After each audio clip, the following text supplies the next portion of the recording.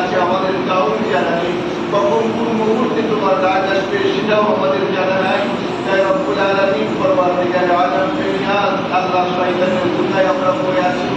রব্বুল আলামিন আমরা মনে করছি আমরা জওয়ান, আমরা যুবক, এই তো আমার এই সামান্য বয়স হয়েছে, আমি এখন অনেক দিন বাঁচব।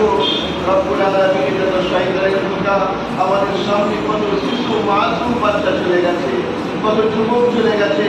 আল্লাহ যাদের সময় পেয়েছে তারা এখন টিকে রয়েছে। রব্বুল আলামিন পরওয়ারদিগার আলম, তাই আমাদের জীবনের কোনো ভরসা নাই, কখন যেতে হবে।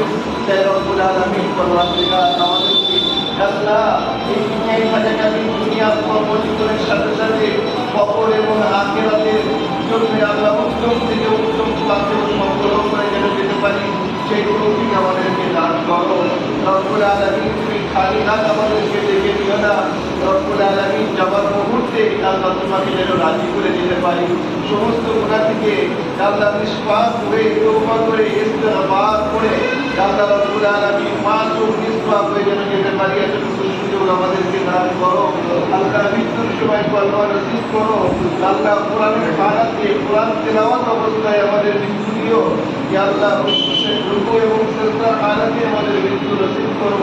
আল্লাহ পথে ঘাটে আল্লাহ কোরআনের মতো অ্যাক্সিডেন্টের মুহূর্তে আল্লাহ তুমি আমাদেরকে দেখো না মাওলাই কারীম। আল্লাহ মৃত্যুর মুহূর্ত থেকে আমাদের হিফাজত করো। রব্বুল আলামিন আমাদের মাঝে অনেকেই অসুস্থ রয়েছেন, ইয়া আল্লাহ সকলকে সুস্থতা দান করো। তুমি রোগ দাও, তুমি রোগ থেকে আল্লাহ শিফা দান করো। আল্লাহ কত মানুষ, কত শিশু, কত মাসুম বাচ্চা হসপিটালের বেডে শুয়ে রয়েছে, কাতরাচ্ছে, কষ্ট পাচ্ছে। রব্বুল আলামিন কত নাফসি ভুলে রয়েছে, কত বাড়িতে কষ্ট পাচ্ছে, ডাক্তারদের পরিষেবায় রয়েছে। রব্বুল আলামিন তোমার হুকুম না বলে কেউ সুস্থ হয়ে উঠতে পারে না। তাই রব্বুল আলামিন শরীরের সুস্থতার ব্যাপারে তোমার নবী বলেছে আল্লাহ শরীরের সুস্থতা সব থেকে বড় নিয়ামত। তাই শরীর যতদিন আল্লাহ আমরা বাঁচব, শরীরের সুস্থতার সাথে আল্লাহ যেন জীবন যাপন করতে পারি, সেই তৌফিক আমাদেরকে দান করো। রব্বুল আলামিন পরওয়ারদিগার আলম বেনিয়াজ, ইয়া আল্লাহ ভাইজান এসেছে, ইয়া আল্লাহ ভাইজানের পরিবারের শান্তি দান করো। ইয়া আল্লাহ ভাইজানের যে কারোবার, সেই কারোবারে আল্লাহ খায়ের ও বরকত করে দাও। ইয়া আল্লাহ নুকসান থেকে, ক্ষতিগ্রস্ত হওয়া থেকে আল্লাহ তুমি হিফাজত করো।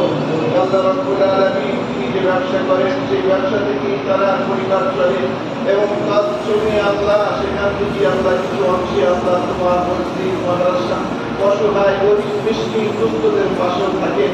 আল্লাহ তিনি যেভাবে পারেন, যতটা পারেন, আল্লাহ তোমার রাস্তায় যে খরচ করে থাকেন সেগুলোকে কবুল করে নিয়ে আল্লাহ রব্বুল আলামিন কিয়ামতের ময়দানে, হাসরের ময়দানে আল্লাহ কবরের জন্য, আখিরাতের জন্য আল্লাহ উত্তম পাথেয় হিসাবে তুমি কবুল করে নিও।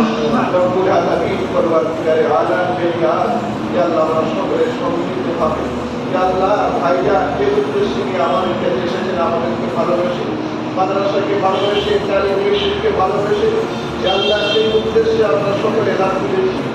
আল্লাহ জানি না তোমার কাছে কে মকবুল আর কে মকবুল নয়, তবে অনেক জ্ঞানী পরওয়ারদিগার আমরা তোমার কাছে আশাবাদী। আল্লাহ মাদ্রাসার তালিমকে আল্লাহ তুমি অত্যন্ত ভালোবাসো। অনেক মাসুম বাচ্চা রয়েছে, তাদের কোনো গুনাহ নেই। আল্লাহ যারা কোরআনের হাফিজ হচ্ছে আল্লাহ তাদের মধ্যেও মাসুম রয়েছে, তাদের থেকে তুমি লক্ষ্য করে আল্লাহ আমাদের হাতকে ফিরিয়ে দিও না। আল্লাহ আমাদের হাতকে তুমি ব্যর্থ করে দিও না। আল্লাহ আমাদের বিদ্যুতের ন্যায়টুকু হাত উচ্চারণ করে তোমার পবিত্র ঘরে বসে আল্লাহ তোমার নবীর মাদ্রাসা আল্লাহ বসে রব্বুল আলামিন, তাই আমরা বড় আশা নিয়ে তোমাকে আল্লাহ তুমি আমাদের এই আশাকে কবুল করে দাও। রব্বানা আতিনা ফিদ দুনিয়া হাসানা ওয়া ফিল আখিরাতি হাসানা ওয়া কিনা আযাবান নার। সাল্লাল্লাহু তাআলা আলা খায়রি খালকিহি মুহাম্মদ ওয়া আলা আলিহি ওয়া সাহবিহি আজমাইন বিরহমাতিকা ইয়া আরহামার রাহিমিন।